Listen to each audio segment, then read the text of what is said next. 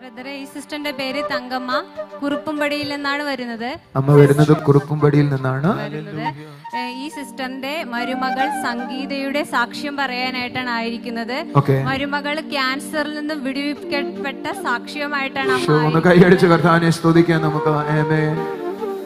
സിസ്റ്ററിന്റെ മരുമകൾ സംഗീത 2 വർഷമായിട്ട് കാൽവേദനയായിരുന്നു. 3 ഹോസ്പിറ്റലുകളിൽ മാറി പോയി, എന്നിലും കാൽവേദന മാറിയില്ല.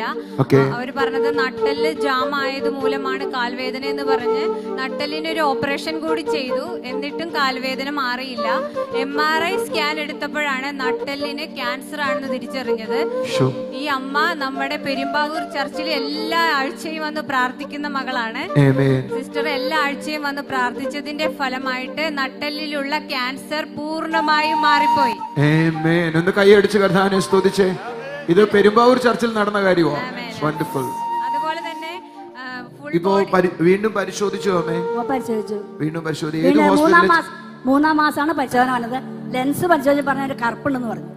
എന്നിട്ട് ലാസ്റ്റ് ഒന്നോടെ ടെസ്റ്റ് ചെയ്തപ്പോ നമ്മുടെ ചർച്ചയിൽ ഒന്നും ബ്രദറോട് പറഞ്ഞായിരുന്നു പിന്നെ മോക്കെ ക്യാൻസർ ആണെന്ന് പറഞ്ഞു. ഞാൻ ഇവിടെ വന്നാൽ വൈകിട്ട് വരെ കരഞ്ഞു പ്രാർത്ഥിച്ചു. ലെൻസിന്റെ കറുപ്പ്. അപ്പൊ അവക്കൊക്കെ ഭയങ്കര വിഷമമായിരുന്നു. അവർക്ക് അവിടെ ചേട്ടിമാരും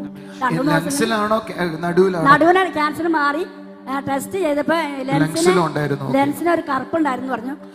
ക്യാൻസർ മാറിയെന്ന് ഡോക്ടർമാർ പറഞ്ഞു.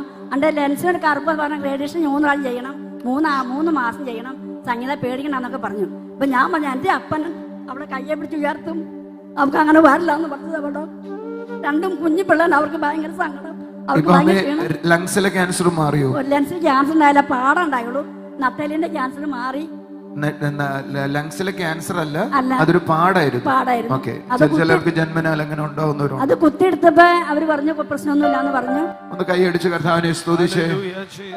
ഇത് അടുത്തും ജീവൻ നൽകിയ സാക്ഷിയോ. ഇവർക്ക് ഇദ്ദേഹത്തിന്റെ മരുമകൾക്ക് ക്യാൻസർ ആണ് നട്ടലില്, പക്ഷേ കർത്താവ് അവരെ സൗഖ്യമാക്കി.